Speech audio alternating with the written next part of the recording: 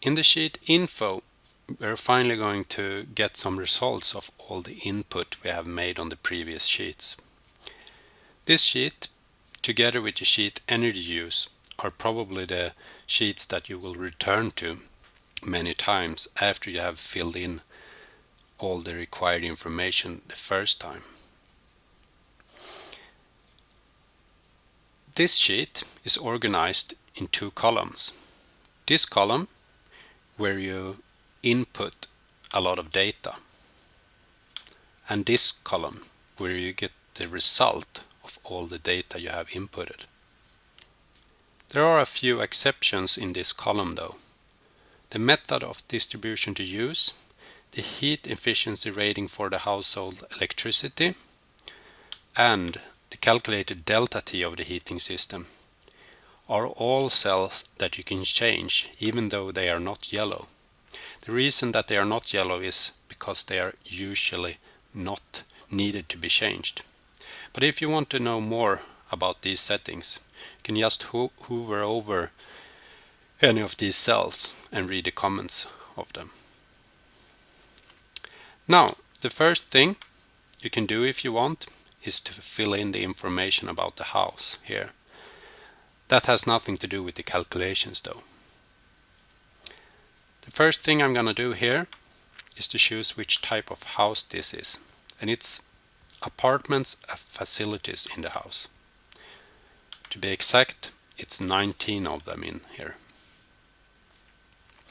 So I enter that, and then I continue to enter which type of energy is used to heat the house. In this house there is a heat pump, so I click that, and the installed effect is 16 kilowatt. I put in here that the heating priority is 1, and that's because the heat pump is the primary heat source for the house. The house also has an oil burner, so I click here and I enter the effect in kilowatt here, which is 70. The efficiency ratings of 3 and 0.5 I leave as it is. And then I choose the heat priority 2 for the oil burner, because the oil burner is helping the heat pump when it's cold enough outside so the heat pump can't heat the house by itself. I read the next question. Heat pump heats the domestic hot water this many degrees, maximum 47. The domestic hot water is the same as the tap water, and in this house the heat pump heats the domestic hot water 43 degrees, so enter that here. The next line says heat pump heats the water of the hot water recirculation return line this much in percent. In this case, it's only the oil burner that heats the hot water recirculation system, so I enter 0% here. I scroll down a bit, because you might wonder why this says max 47 degrees. And that's because by default it's inserted that the incoming temperature of the cold water is 8 degrees Celsius and the temperature of the hot water is 55 degrees Celsius.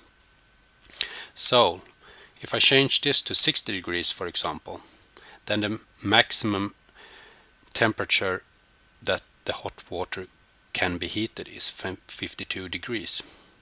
60 minus 8 is 52. Now I regret that last step. The next step is to enter information about the ventilation system of the house. And in my house there is natural ventilation, and by that I mean that there are no fans that pulls air through some sort of system. As you can see, there has been not any additional energy added to this type of ventilation, and that's because it's already included in the calculations. In case you would have had an exhaust ventilation system, then you would have been able to use the sheet vent to sum the flow of the ventilation to get a better value than what is written in this cell. The next question is about the indoor temperature, and I'll leave that to 20.5 degrees. The house also has a hot water recirculation system installed, so I leave that clicked. And the supply and return line is separated insulated, so I leave that to the default value as well. There are actually 18 radiators connected to the hot water recirculation system, so I enter that here, which of course uses a lot of energy in the summer. As you can see now, this cell is red, which means that not all the necessary cells have been inputted with data that is required. And what is missing now, as I can read in this text, is that I need to enter the total water use in cubic meters per year, cold and warm, which is 1411 for this house. You can also see then that it's estimated that there are 24 occupants in the house, and that's quite good estimation of what it is in reality, so I'll leave that to what it is. As you can see now, this cell is not red anymore, and it doesn't display an error message. Everything isn't quite as it's supposed to be though yet, because you can see the cost is €0 per normal year right now. But that's because we have not entered the price of the energy. So for example, if I put in the price of the electricity to 0.15 euros per kilowatt hour and 1.1 euros per liter of oil, then we get the result here, which is 13,823 euros per normal year. If I want to test what the price per normal year would be if I had a larger heat pump, I can of course use this software now to test it out. So I put in 30 here, and then I can see that it came down from 13,800 euros per normal year to 11,000. But I'm gonna regret this last step now.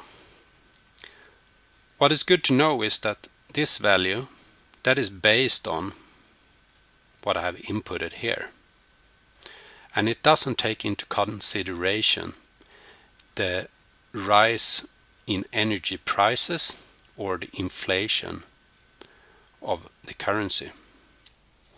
I scroll down here a bit, and then I'm going to show you something else. Let's say I took away all the radiators on the hot water recirculation system. So I put in 0 here, and then I can see that the price per normal year went down from 13,800 to 11,800. What is good to know here is that it's only considered to be an energy loss during the days when the house doesn't need to be heated. During the days when the house needs heating anyway, it's not considered an energy loss. Then it's considered an energy contribution to the heating of the house instead. And that's why on the sheet temperature it's so important that the heating days are inserted. But I'm gonna regret the last step here now, so it's inserted that there are 18 radiators on the hot water recirculation system again. Then there are 2 questions about the electricity meter, which I will both click. That doesn't influence the calculations on this sheet, but on the sheet energy use, a couple of columns will be unhidden that was hidden before. And more information about the energy use sheet you can of course get if you press the question mark button on this sheet. I use the household electricity standard value that is inserted, and I don't change anything for the domestic hot water. The same goes with this checkbox, doesn't influence the result on this sheet, but it unhides a column on the sheet energy use. The property electricity I'll leave as it is too, but I'm going to talk a little bit now about curved losses to the house. Of course, it can't be any curved losses to the house because there is only one house and the central heating room is in the same house. But if you on the sheet size would have inputted, for example, that there were 10 similar houses that was connected to the same central heating room, well, then it asks for curved losses to the houses. And then you could have inputted, for example, 1 degree Celsius here, which would have meant that the water in the radiator circuit would have dropped with 1 degree Celsius when leaving the house with the central heating room and when coming to the other houses. But I undo these 2 steps too. That was all I wanted to show you from this sheet.